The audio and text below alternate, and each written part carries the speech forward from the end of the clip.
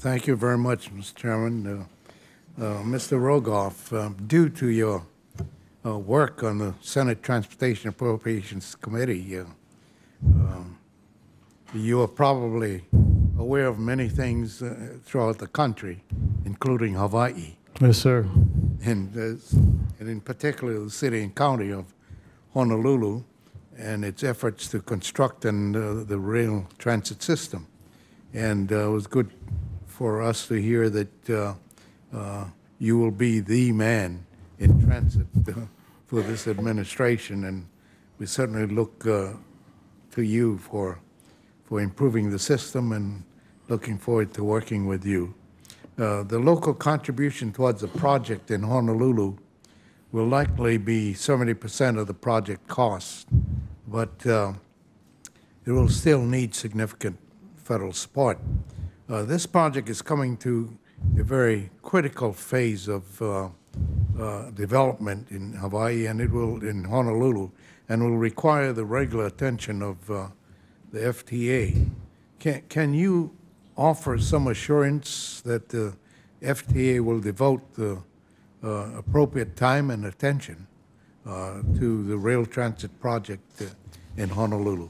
I certainly could, Senator. I have toured the corridor of this project. I have met with Mayor Hanneman on more than 2 occasions to discuss it.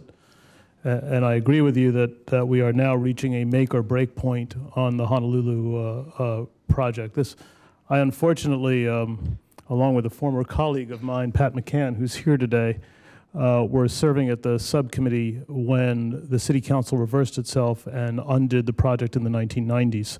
And we went through the very unfortunate exercise of reallocating funds already appropriated to Honolulu to other cities. And we must not let that happen again. And you have my assurance both in working with the people in Region 9 as well as within headquarters to make sure that everyone is talking to each other and clearly in terms of what needs to be done to move this project forward. Thank you very much for your response.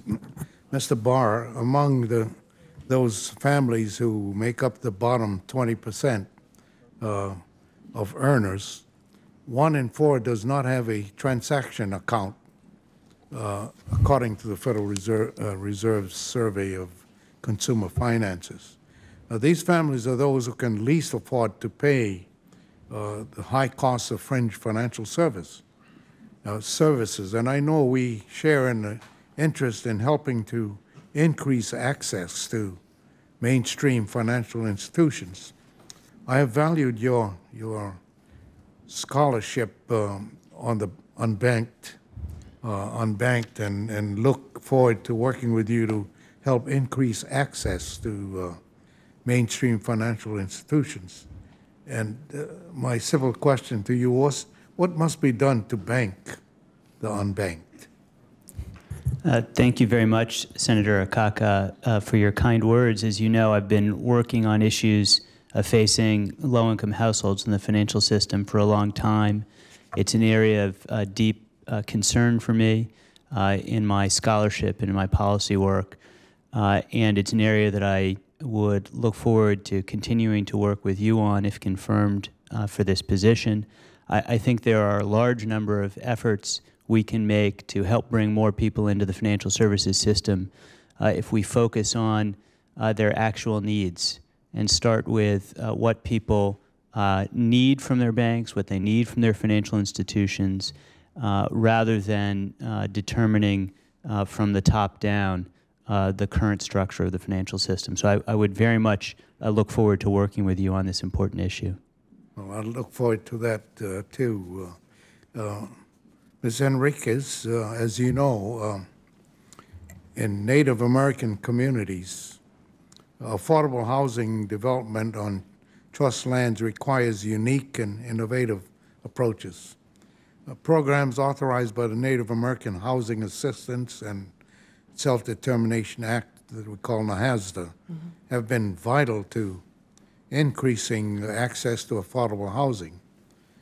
Hawaii's Department of Hawaiian Homelands is the largest affordable housing developer in our state and has effectively utilized and leverage the federal resources. Hawaii's housing costs are the highest, as you know, in the country, and homelessness is too prevalent.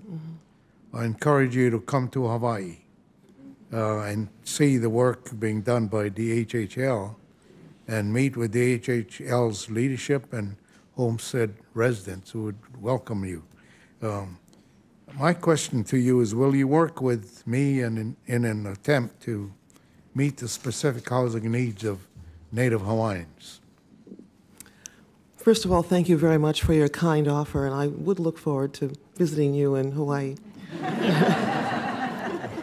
Let the record show.